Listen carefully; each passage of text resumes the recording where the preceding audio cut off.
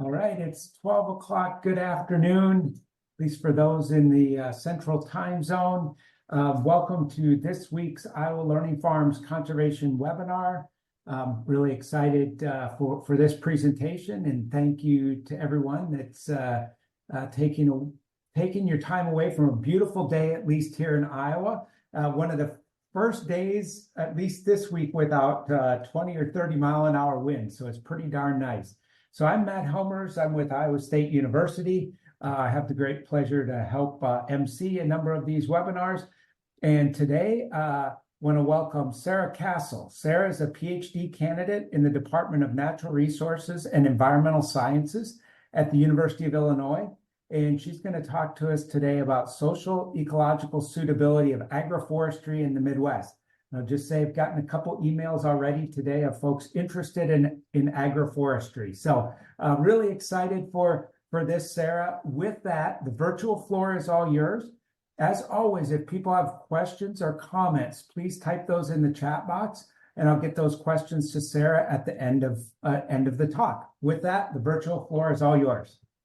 All right, thank you, Matt, very much for that nice introduction, and thank you all so much for having me here today. So I'm excited to be sharing my work on assessing the suitability of agroforestry for the Midwest. And the work that I'm going to be sharing is a work in progress. So I look forward to having a discussion during the time that we have together. It's not published yet, and I'm excited for some feedback during the question section. I'm also not doing this work alone, so I'd also like to highlight the contributions of Dr. Chloe Wardropper and Alex Ramirez here at the University of Illinois and Dan Miller at the University of Notre Dame. So today we're going to be focusing on agroforestry. So what is agroforestry, for those of you who are not familiar already? It's the intentional integration of trees and woody perennials onto agricultural lands. So this can be done purely for conservation purposes. So many of you might be familiar with windbreaks or riparian buffers, but it can also be used and designed to include harvestable trees like fruits, nuts, and timber for products like fruits, nuts, and timber that can diversify enterprises and generate new sources of revenue for producers. However, in the US, adoption of agroforestry remains fairly low.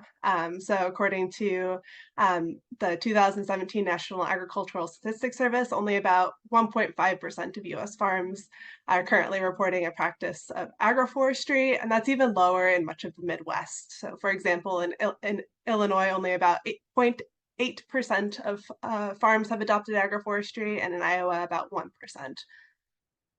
But agroforestry generally is practiced fairly widely globally. And it's seen in a lot of different ways throughout the world.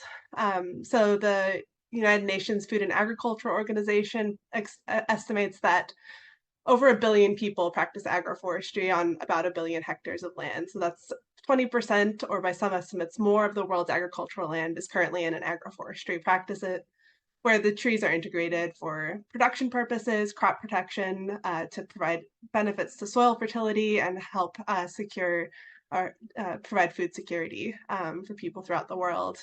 And our counterpart in the European Union, around 9% of agricultural land is in agroforestry, and this is typically in the form of windbreaks or hedgerows, silvopasture, or it could include traditional agroforestry systems like the dehesa that's seen in the upper image here, where oak trees are incorporated on pasture land where Iberian pigs graze, and provides really unique products for the region. Tropical agroforestry can look wildly different than what we'd expect to see here in the temperate environment, but kind of taking this global perspective helps kind of put into context the role of temperate agroforestry and the state of US agroforestry. But there is a lot of growing interest in agroforestry in the US, with increasing investments at the federal level. So in 2022, the USDA funded over $60 million in grants to scale agroforestry, with over the next 5 years, about $36 million are expected to be paid out through this program to producers as direct incentive payments to transform approximately 30,000 acres across these 30 states that we see in this image here. In addition to this large push to extend agroforestry, a lot of existing programs provide incentives and cost share through the Natural Resource Conservation Service programs like CRP, CSP, and EQIP. And just kind of highlighting this resource, if you are interested in agroforestry, I highly recommend checking out this Expanding Agroforestry project and look out for opportunities to apply for incentives. And I will say that I am not directly affiliated at all with that project, just wanted to provide that resource.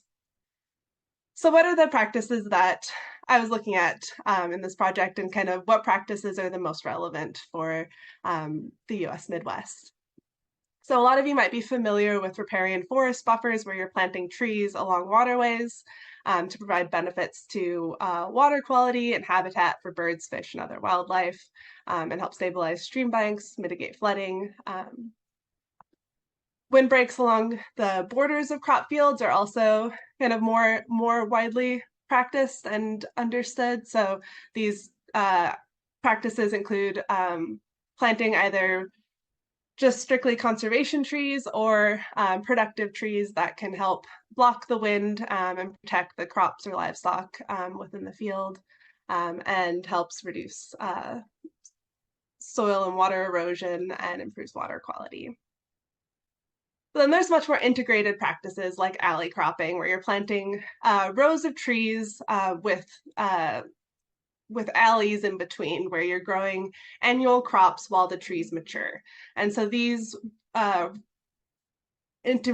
alleys in between the tree rows can be of varying widths to fit existing equipment, but it can help provide a stepping stone to have more diversified tree-based cropping systems while providing income in the short term in these alleys.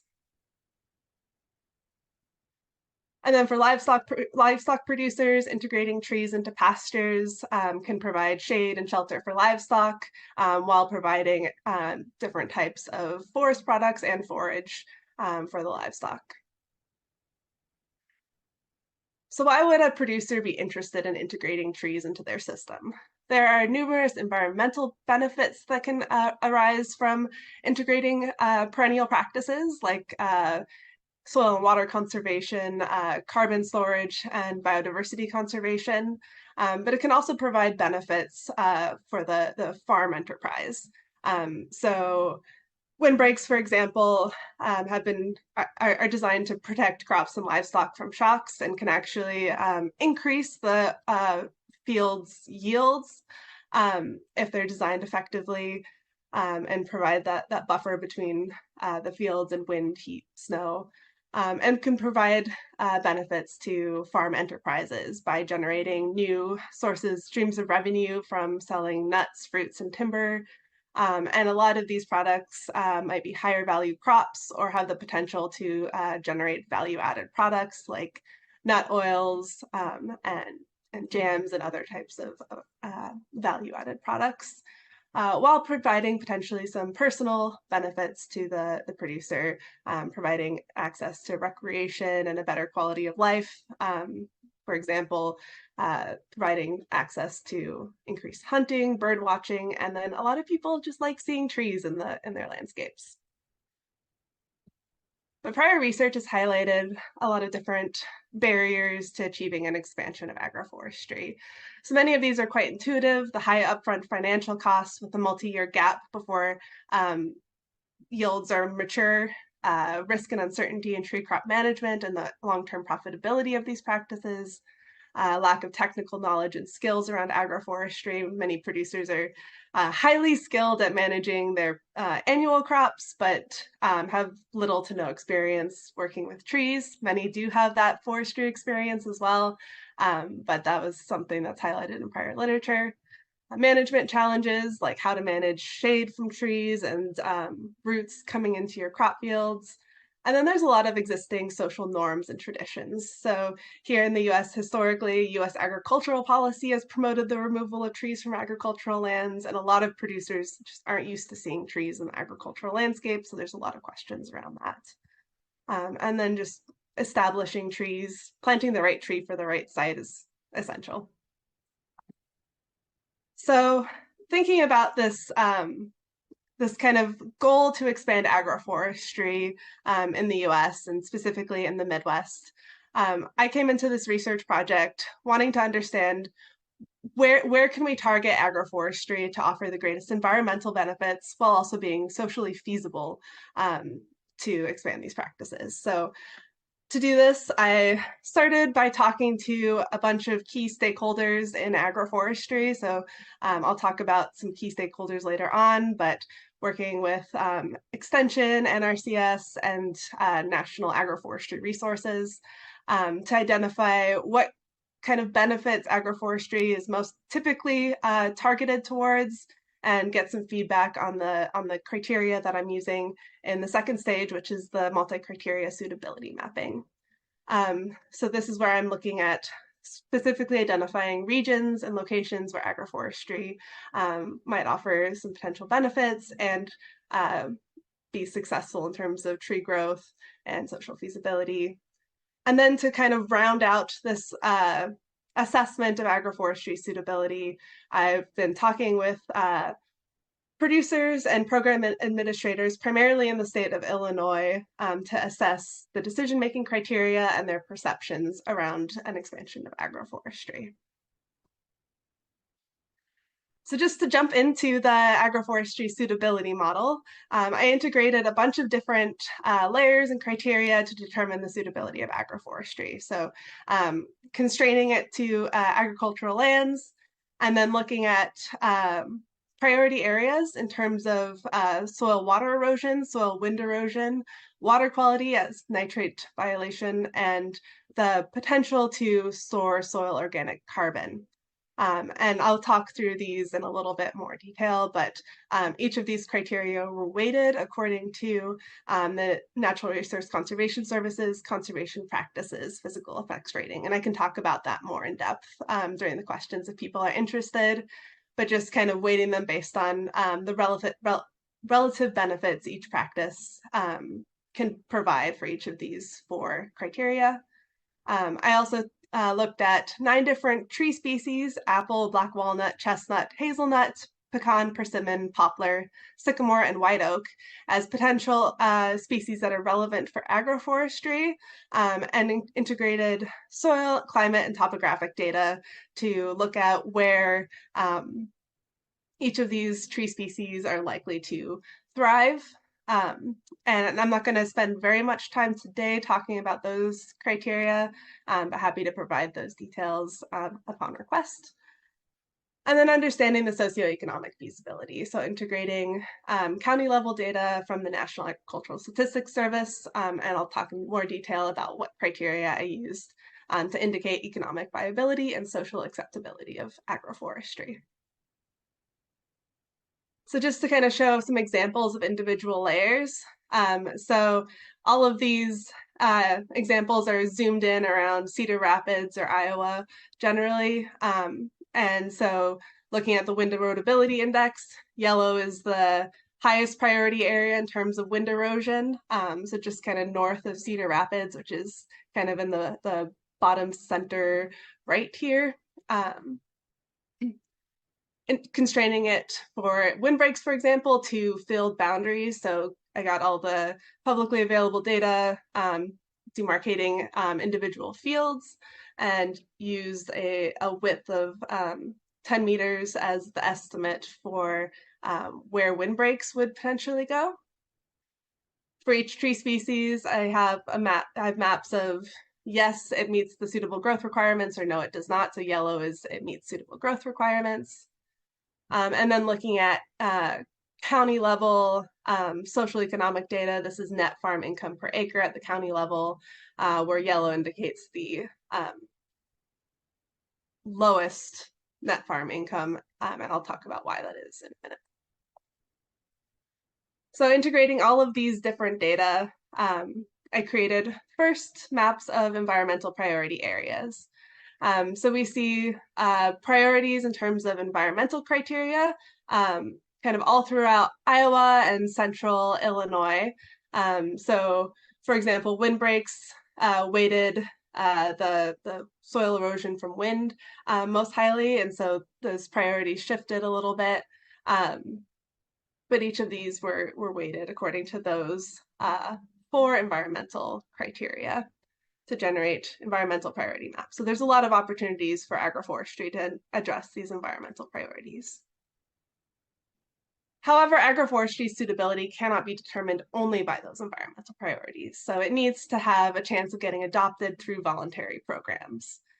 So we selected variables that might socially drive agroforestry adoption decisions. And so these are some of the indicators that can be quantified using existing public data.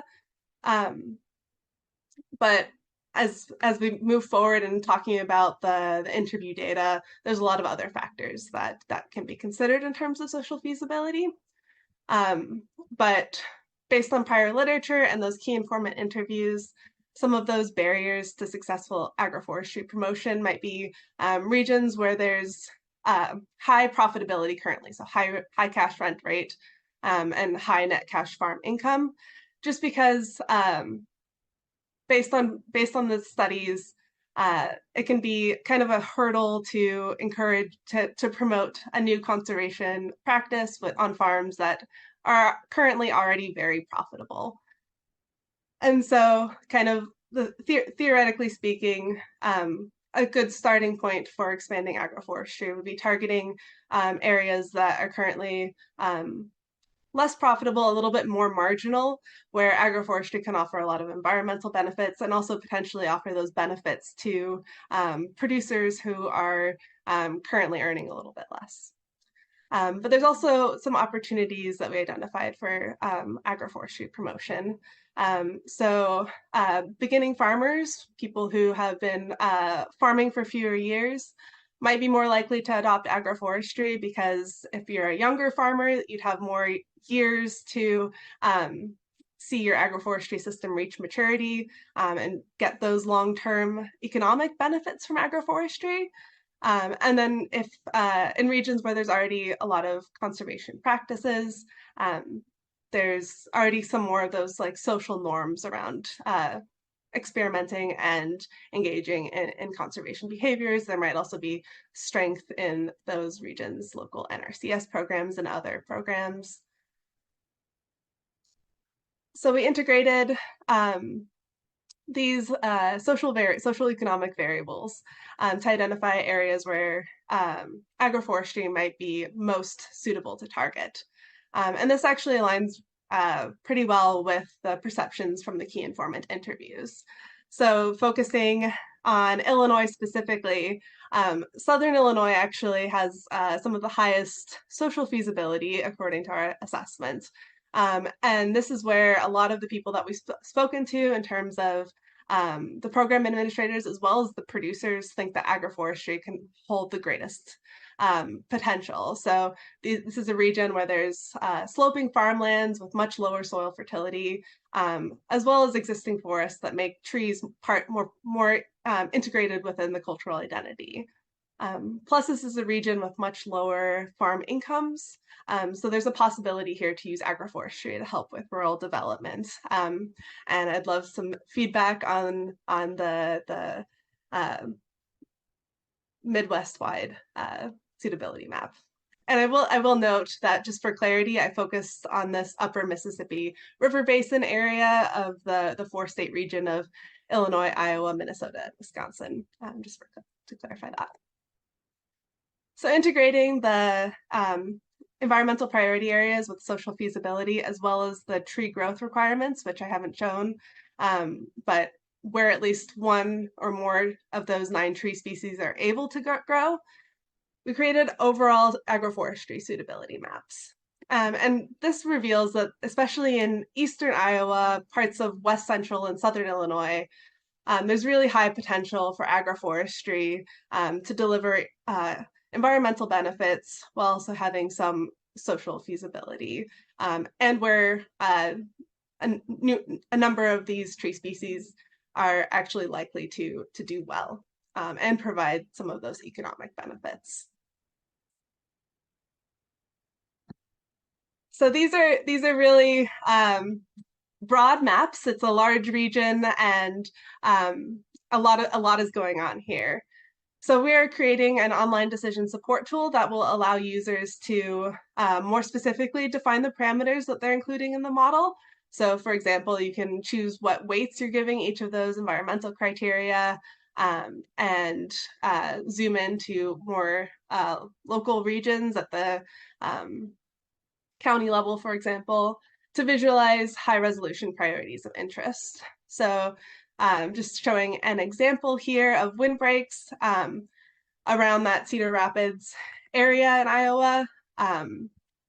We're seeing, so, and again, yellow represents the highest priority areas for agroforestry suitability. So we're seeing a lot of priorities kind of just north of Cedar Rapids.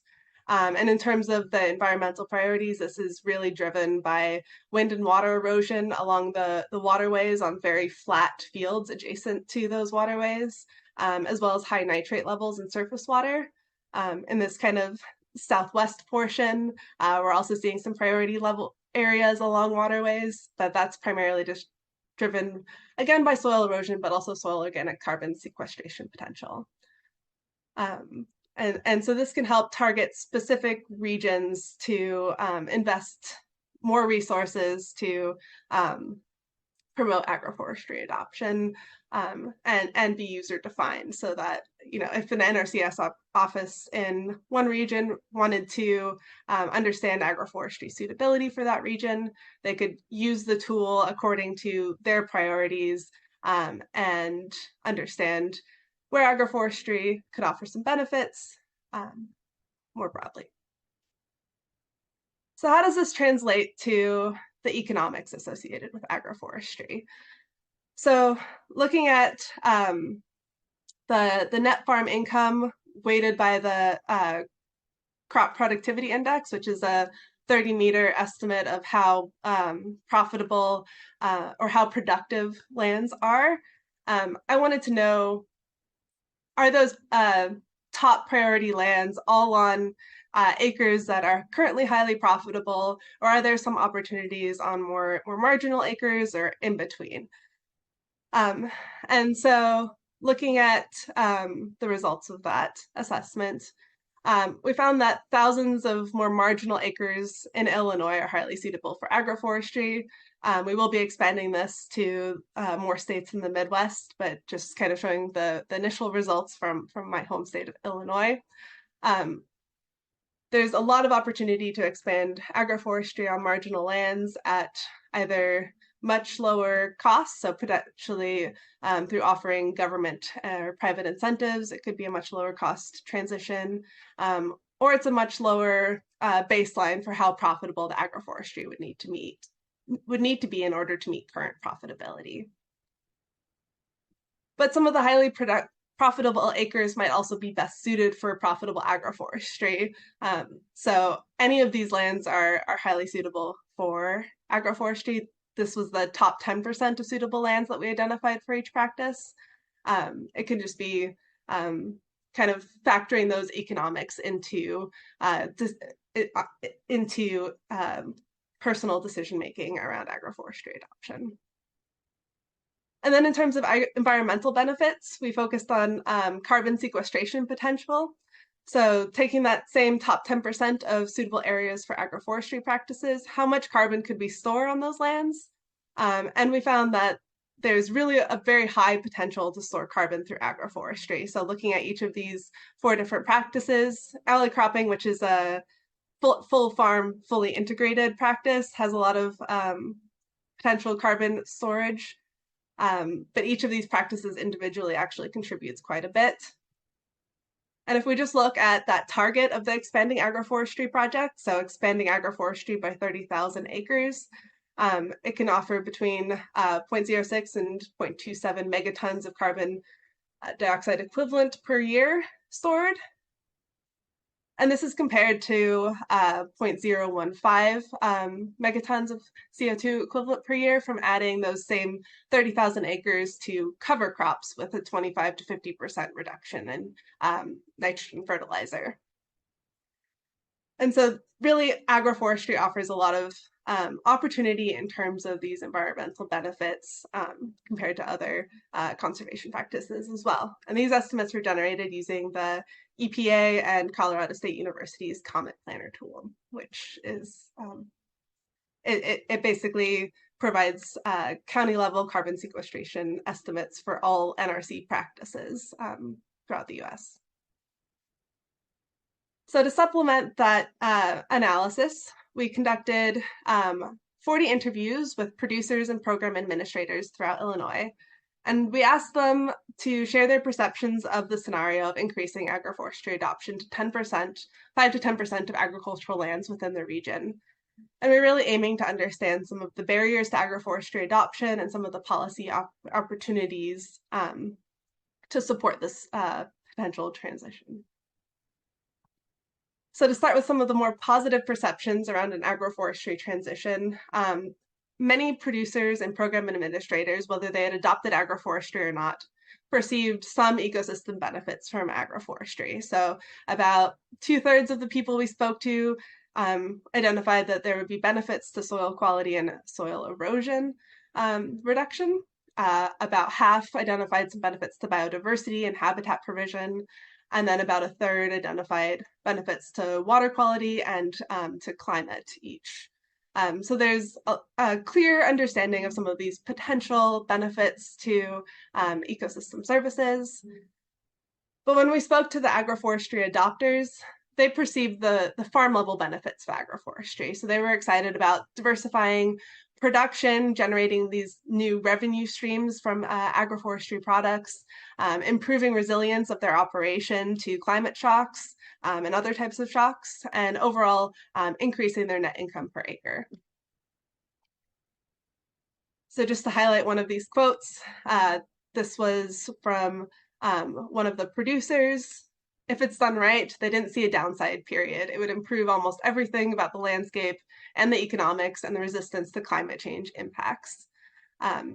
Could not see a downside to that agroforestry scenario. This was shared by a lot of the agroforestry adopters, as well as the program administrators who were excited about some of those ecosystem and farm level benefits.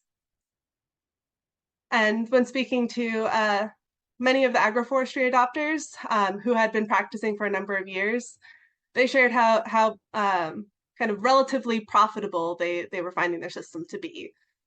So in looking at the per acre economics of their operation, this producer estimated that it was about 4 times or more the amount of money their neighbors were making from corn and soybeans. But they highlighted that it takes more hands-on involvement, it's more labor intensive, and you have to go out and sell your products. You have to find out where to market it and find the buyers of your product. So a lot of the people that we spoke to who had adopted agroforestry were selling to their local farmers markets, selling via social media, and finding really innovative ways to sell those tree products at the prices that they wanted, as well as finding ways to create value-added products and increase their farm profitability. Another theme that came up quite regularly was this idea that agroforestry could be a good way of restoring some community. So helping with rural development, providing jobs, providing new sources of income, increasing the profitability of farms in this region. There are also a lot of perceived barriers to agroforestry. So a lot of producers really highlighted the need to demonstrate the economic viability of agroforestry systems, which is a really complex problem because agroforestry systems can be designed in so many different ways. There's so many potential tree species and so many different ways of integrating them into an agricultural field. But being able to demonstrate the economic viability of doing that was one of the key factors that was missing for a lot of the producers. And a need for financial incentives to plant trees, especially for conservation. So a lot of the non-adopters of agroforestry said that they would be open to the idea of agroforestry if they were paid to plant the trees on their land through programs like CRP.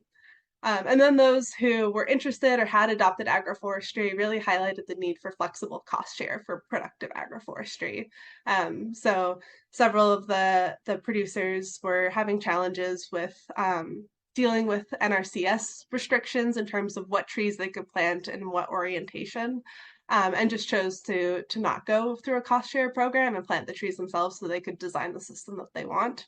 But I think there's a lot of opportunity there to adapt some of those policies. Or that was kind of the perception of the interviewees. And then need for technical training for both producers and program administrators. So a lot of the producers had heard of agroforestry and were excited about doing that if they were agroforestry adopters. But then when they went into, for example, their local NRCS office, they met with people who had no experience with agroforestry. And I'm going to talk through some resources that are out there to help with this technical training, both from the producer side and the program administrator side. But that was another perceived barrier to expanding agroforestry at that scale. So an example quote, I think unless there was some economic benefit that could be proven, they thought it was completely not feasible. It's a whole different level of management that would have to be learned. If you're currently producing annual crops, adding trees to your wheelhouse of technical expertise may not be something that everybody wants to do.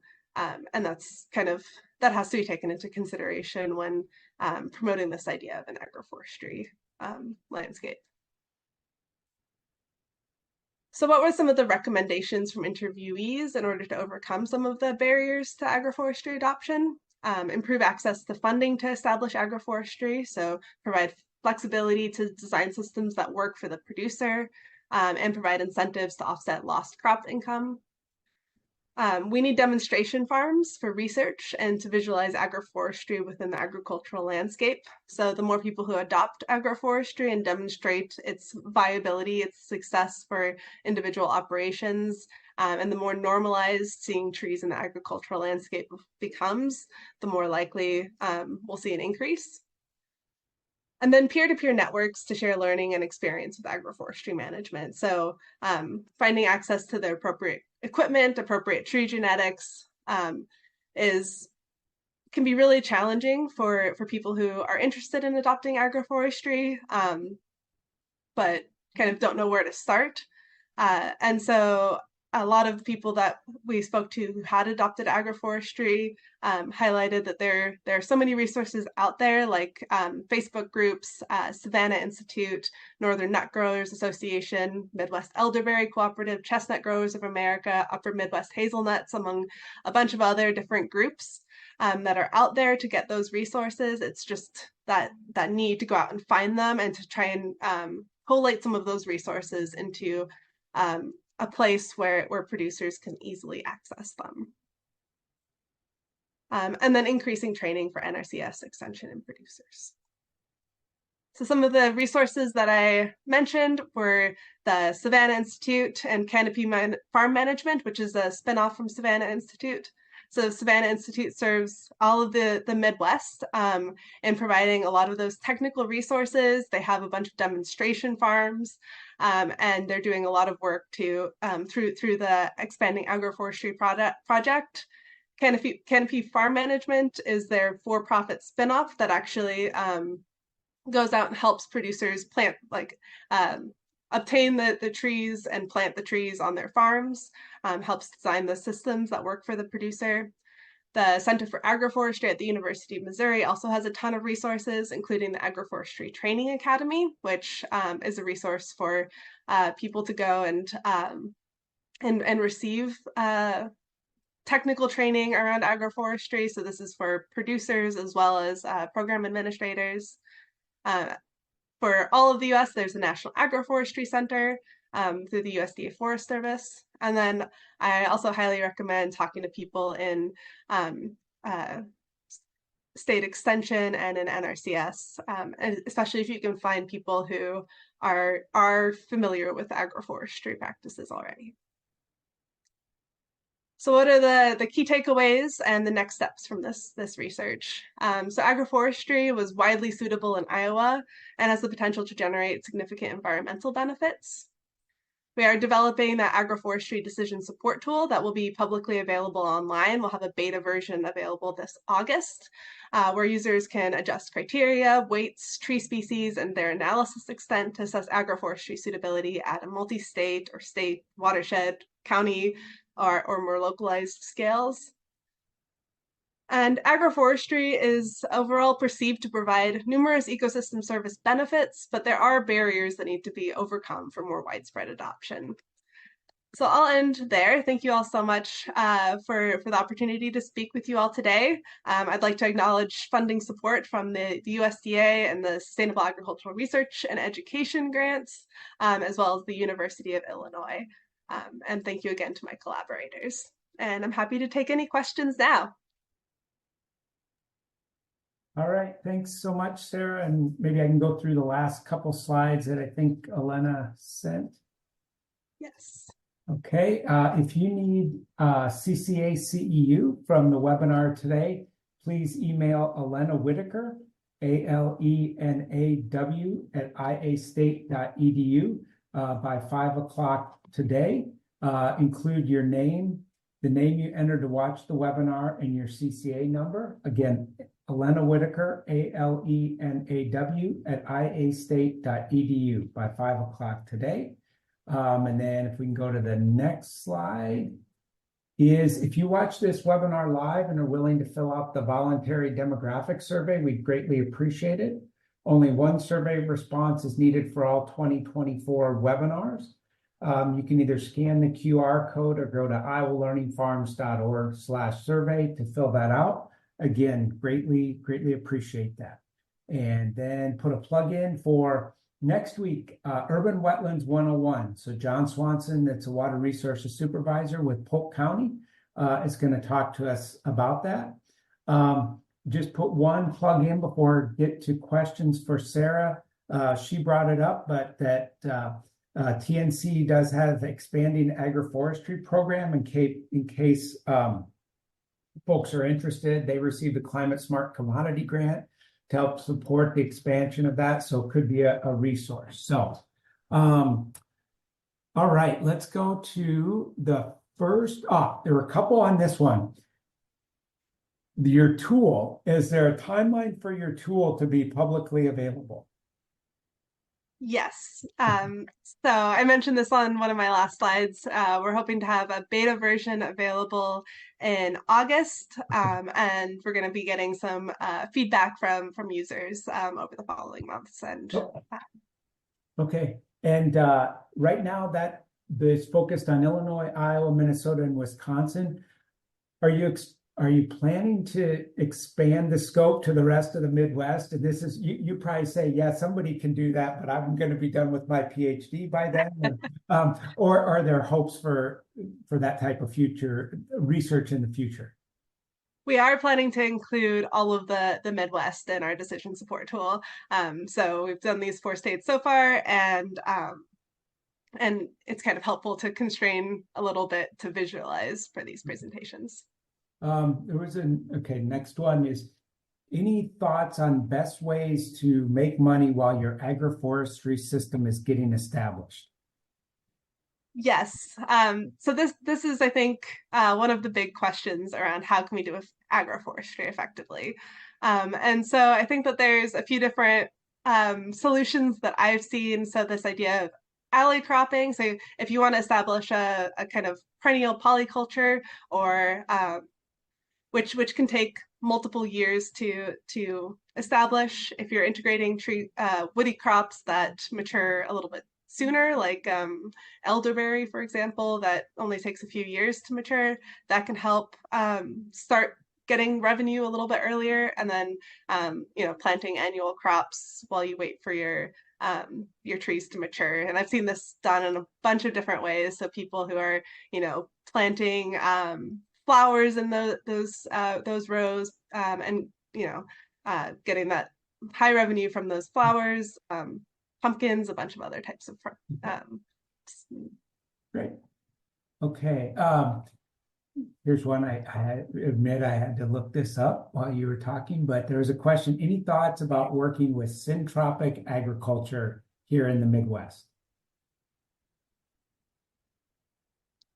What is syntropic? Well, I had to look it up here. Let me see if I can find this. Um, it's particularly intensive form of agroforestry that mimics the establishment of an optimal natural ecosystem like native virgin forests, so forth. Yeah. Right. So I think that what kind of comes to mind first is the idea of multifunctional perennial polyculture, these highly integrated systems that kind of, I guess one resource is Mark Shepard's Restoration Agriculture and a few others where they're basically planting all sorts of different like tree and crop genetics and figuring out what is best adapted to the local climate and local soils. And so I think there are people who are experimenting with some of those much more intensive in terms of crop density plantings, and there's some research out there to help producers who are interested in that. Let's see here. Did you in the I guess in some of those maps, did you specifically look at the type of agriculture in your assessment of social acceptance or the size of farms? That's a good question. So I'll start with the second part of that question. So the size of farms, we decided not to include that as one of the criteria just because it can go either way. So large farms with more resources available to them have been shown to be more socially feasible for a lot of conservation practices.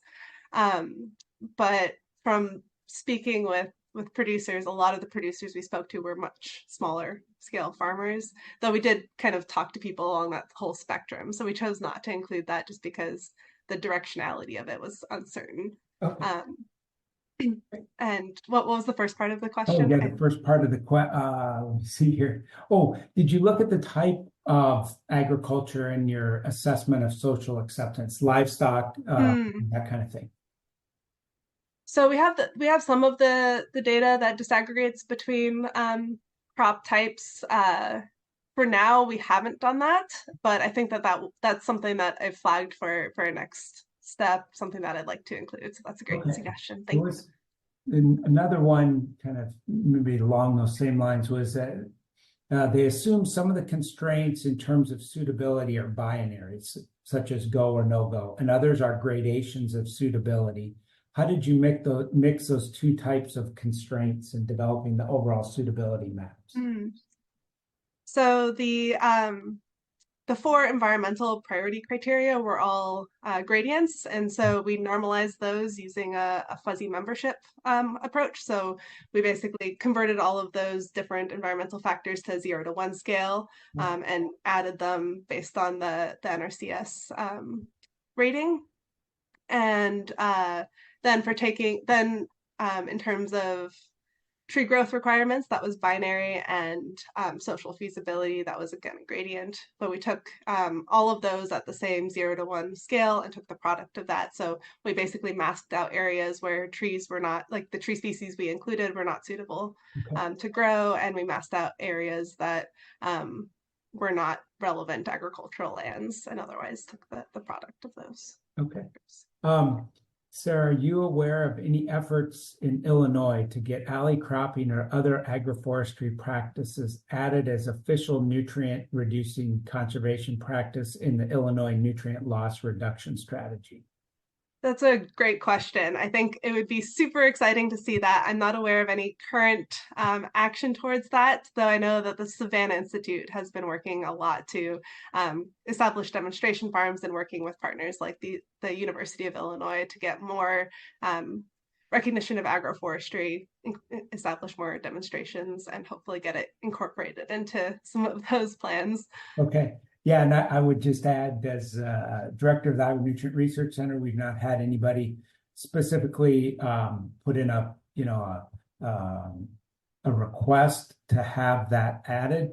But there is a process to do that, and I think Illinois has the same process that if to add a practice, submitting information on the water quality, documented water quality impact of it, and then that would be reviewed.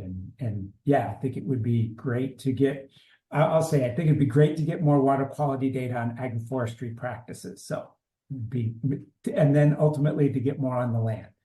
So here's another one. Do you think leguminous trees can play a big role in Midwestern agroforestry? That's a great question because leguminous trees play a big role in agroforestry globally. So in sub-Saharan Africa, that's kind of one of the key tree species types is leguminous tree species. I think there has been some work on a few different species for silvopasture that would be relevant in terms of integrating into like annual crop fields. I don't know that there's been much work on those ideas, but I think that it'd be really neat to explore that, and I think there's some opportunity there.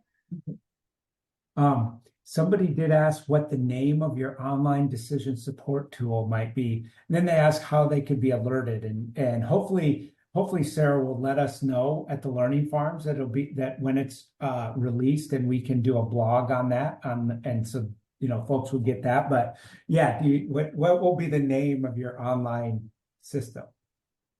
Oh, great question. I don't know that we've settled on an official name yet, but something along Midwest Agroforestry Okay. Suitability model. All right. And I would be happy to share that link with you all and get you all updated and involved. Cool. Another one here was, how does your project encompass the measurements for increasing nesting birds, specifically migrating birds that might be attracted to alley cropping? Yeah, no, that's a great question and something that's I think beyond my expertise. But it's something that I have thought about, and I'm hoping to get maybe an ecologist on board to help integrate some of those biodiversity factors. Because yeah, agroforestry can provide habitat to so many different species, both beneficial and harmful species. And so balancing those out and understanding where it could offer more benefits in terms of biodiversity would be super like that. I think that's an amazing next step. Next one, we'll do a couple more, and then in the interest of time, get off. But it's great to see so much interest and questions. And this is one I kind of there. This individual also grew up in Northwest Iowa. That's where I'm from. But they said, wondering about how you balance the social and environmental effects on the overall suitability. This person indicated they grew up in Northwest Iowa, which is depicted on the map as having medium levels of suitability. They think there would be great environmental benefits. Nevertheless, because of some of the social barriers, they'd be shocked to see anything other than corn and soybean, and that the barriers might be overwhelming. I shouldn't say this person, because I don't know he or she, perceive greater tolerance where they live in north central Iowa. So that, kind of how do we balance some of those social forces maybe being stronger in some areas than others? Right. No, that's a great question. And that's one of the the motivating factors behind making this tool available online is so that more locally specific users can help can do more local assessments and balance those factors in different ways. I think the same is true in Illinois. We have some regions where some of those social factors would be overwhelmingly prohibitive to widespread expansion of agroforestry. And that's why we wanted to include some of those social criteria in our model. Right now, in this kind of default model, the environmental and social factors are weighted equally in using the product of those two, so that areas with high environmental priority but very low social feasibility are rated actually lower than areas with moderate on both by taking that product. Okay. But I think there's opportunities to adjust that based on local knowledge. Okay. This I think kind of might be relevant to both parts of Illinois and Iowa, but this person asked if you could expand on opportunities for agroforestry in some of our poor draining soils in Iowa, and I think it'd be poorly drained soils in Illinois as well, or naturally poorly drained. Oh, that's a great question. And there are a number of tree species that are pretty well adapted to poorly drained soils. A lot of them have some timber value, and so integrating those for timber and potentially helping to moderate some of uh, eh, the wetness of the soil through agroforestry. I think there's some potential there. All right. I think those are kind of get at most of the main questions. I really want to thank you, Sarah, for an excellent and interesting presentation. It was exciting to hear about agroforestry, and I know, rest assured, there's some folks that'll be looking for the tool when it's out there, and so maybe there'll even be an opportunity to get you to come back sometime. So, really want to thank you, and I'll give you the last word if you have any parting comments. Thank you all so much for having me today, and thank you, Matt, for this amazing, and everybody for this amazing discussion. I really appreciate it. Yeah.